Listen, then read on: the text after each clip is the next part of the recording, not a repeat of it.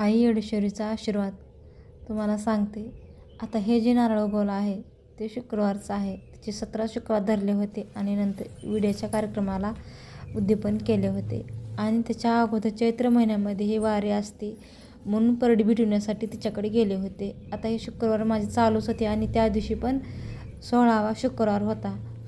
आणि त्या दिवशी गेल्यावर मग लय गर्दी होती म्हणून मी काय वरी गेले नव्हते.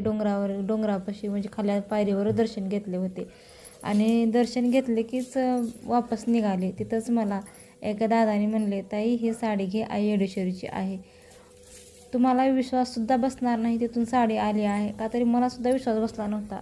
मी सुद्धा सगळ्याकडे असं इकडे चकित होऊन बघितले की खरंच मला माझ्या आई येडेश्वरीनं वरून साडी पाठवली आहे का. तर तिची कृपा खरंच खूप छान म्हणजे आहे बरं का माझ्यावर. तिनं बरंच काही दिलं आहे मला. हे मला शब्दात सांगता येत नाही. एवढं माझ्या येडेश्वरी मातेनं दिलेलं आहे. म्हणून तिची माझ्या कणाकणात आणि माझ्या मनामनात तिनं बसली आहे. एवढी माझी आई येडेश्वरी छान आहे. आणि म्हणून म्हणलं आणि पुन्हा ती साडी घेऊन आले आणि ब्लाऊज वगैरे शिवून ती साडी मी माझ्या इड्याच्या कार्यक्रमाला घातली. म्हणजे आई येडेश्वरीचा कार्यक्रम करते मी चैत्र महिन्यामधून आले की तिचा प्रसाद सोडण्यासाठी. बघा हे. आणि आता शुक्रवार आहे म्हणून मला जोगा मागून यायचं आहे. पाया पण येतं आई राजा उद उद.